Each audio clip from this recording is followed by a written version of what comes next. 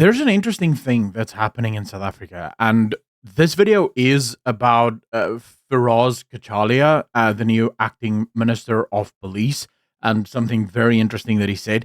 But there's also a broader message that I want to get to, something that may actually play itself out over the next few years as South Africa sort of starts to wrestle with the idea that the ANC is no longer the majority party in government. Everything we're starting to see now from the DA's polling that shows the ANC for the first time ever under 30%. And the DA have actually caught up quite significantly. You see the Freedom Front Plus almost doubling their support in very many provinces throughout the country. I think there is a new sort of air within the country, especially if you look at the last election, just over 50% of the people voted. And I think a large group of people didn't vote because people have almost accepted, after 30 years of terrible governance by the ANC, and the ANC never seems to lose, a lot of people just sort of surrendered and said, okay, well, my vote isn't going to make a difference. Obviously, with the ANC for the first time ever getting under 50%, and not just under 50%, they got smashed, right? I think there's a lot of new people, and I would love to see a poll actually about that, asking people who are registered but have not voted for a few years, what would they vote in? Would they even vote in the next election? Because I do think you're going to see a lot more people going out to the next election. We may actually see record turnout numbers in the local elections that's happening late next year, or maybe early the year after, so 2026, 2027. But effectively, as the country starts to wrestle with this new reality that the ANC may not be the dominant power in government for much longer, and I do think after 2029, I don't think the ANC will be completely out of government, but I do think the ANC will be a minority party within government. So you may actually end up with the DA getting well over 30%, the ANC getting maybe 26, 27% of the vote, which would then mean that, you know, whoever runs the ANC at that point would be the Minister of Agriculture or whatever, and the DA would have control of the major sort of portfolios within government. As we move closer to that, I think the ANC will start to wrestle with what we're talking about today, which is the devolution of powers within South Africa. Okay, so first, let's just do a bit of funny here. He has a plan to stop gang violence, and this is it. I can say, if there's a message to those gangs, they must stop. Well, there you go, right? Gang violence is solved in the Western Cape. No, I'm just joking, right? He was actually, there was a lot more to it. He's taking it very seriously. Gang violence is a serious problem for him. And specifically, he was asked about the Western Cape's calls for a devolution of powers, so that the Western Cape, the province itself, would be given far more powers when it comes to policing, because their requirements is very different to other parts of the country.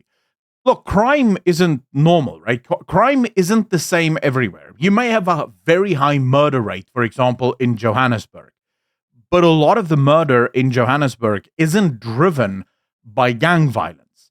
Whereas in the Western Cape, a lot of the murder rate in the Western Cape, in fact, I saw I saw a document the other day that said if you remove something like two big neighborhoods, I think it's Mitchell's Plain and the Cape Flats, if you remove the Mitchell's Plain and the Cape Flats from Cape Town, Cape Town becomes one of the safest cities in the world.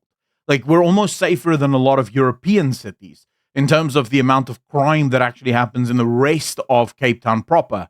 The issue is with a lot of these gang-controlled neighborhoods. Now, the way you fight normal murder and the way you fight gangs are not the same. Gangs require almost a militaristic response.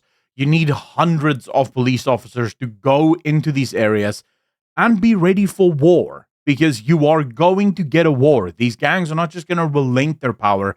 You're going to have to smash their power structures. And oftentimes that will have to be through violence and death.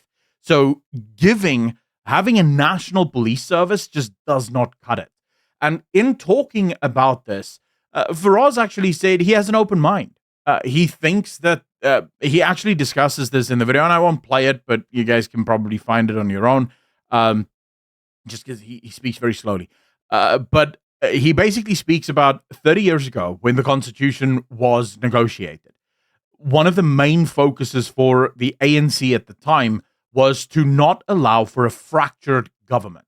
They wanted a national government, a single union, so to speak. And very specifically, when it comes to the police, they didn't want multiple police forces throughout the country, each with their own mandate.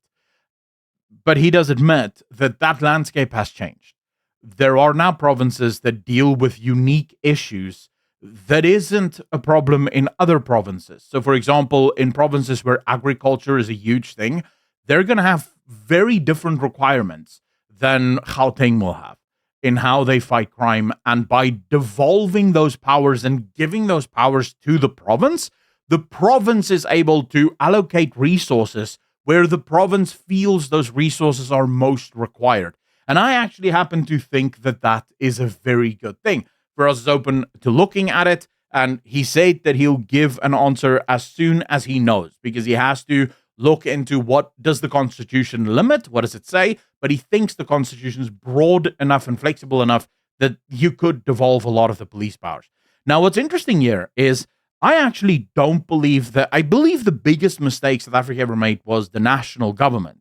I believe the thing that saved us always in this country is the fact that there is no single large group of people in the country.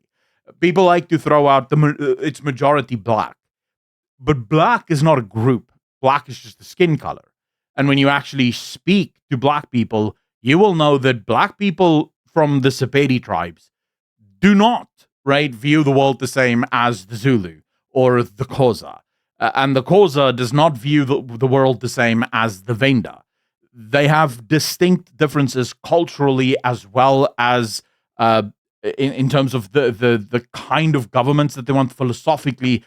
They're very, very different. And I believe this is the one thing that has saved us. You guys know I've been doing a lot of research into what happens when dictatorships, and by this I don't mean full-blown dictatorships, but when governments have been entrenched for a prolonged period of time, what happened to those corrupt governments when they get replaced?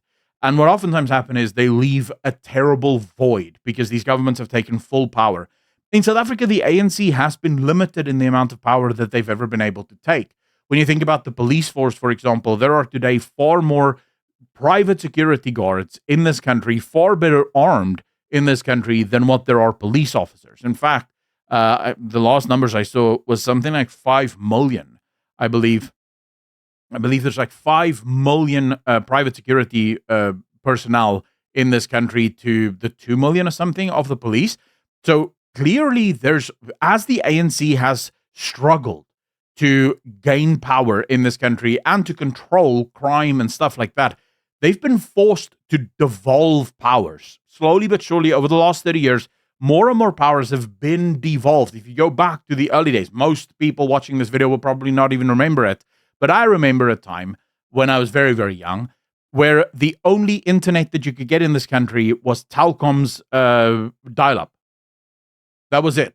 And eventually they brought out their broadband offering, which was terrible, right? And today, most people don't even use Telkom, right? Most people don't use OpenServe because there's so many different options. Because as the government has continued to falter and fail, new companies and private companies have moved in, and the government has had no ability to stop this because the country needs to function, and because there's no single large demographic that trusts the government because the government is part of them and is allowing the government to take as much power as they want, the ANC has found themselves very limited in what power they can sort of take by force, and thus devolution of powers is the only way. I personally believe that South Africa's future is one of federalism rather than this national government nonsense. I think provinces should be able to govern themselves. And I think the ANC, as they start to grapple with the knowledge that they might not win the next election, they might actually understand that there's only one way for them to ever get back into power. And that is they have to show that they can run certain provinces successfully without anyone else being able to claim that they were the ones who did it successfully first, or that they are the ones that should be praised for this. And that will only happen through a devolution of powers. South Africa has to move the federalist route, where a national government really only serves as a mediator between provinces, and the provinces themselves are the ones that make the rules and govern their provinces, so to speak. That is what I think the future will be. It's going to be interesting to see what the acting police minister actually does. If he does allow for a devolution of powers from national government to provinces, I think that's going to be a very big signal of where the ANC's minds are at. It will show that the ANC at least understand, maybe to some extent, that the next election isn't guaranteed for them. But we'll keep an eye out. Let me know in the comment section down below how you guys feel, because it really helps. When you guys like the video, subscribe, and comment, YouTube takes those likes and those subscribes and the comments, and they start showing other people that watch the same kind of content that you do my videos. So it really does help. The algorithm is ultimately just trying to find more people to like the content. So if you could do that for me, I would truly appreciate it. Massive shout out and thank you to all of the patrons and the YouTube channel members for your financial support. If you want to support this channel, you can do so by simply clicking the link in the description down below for Patreon, or just hitting the join button right below this video. As always, be good to each other, be kind to each other, and I will see all of you in the next one. Peace.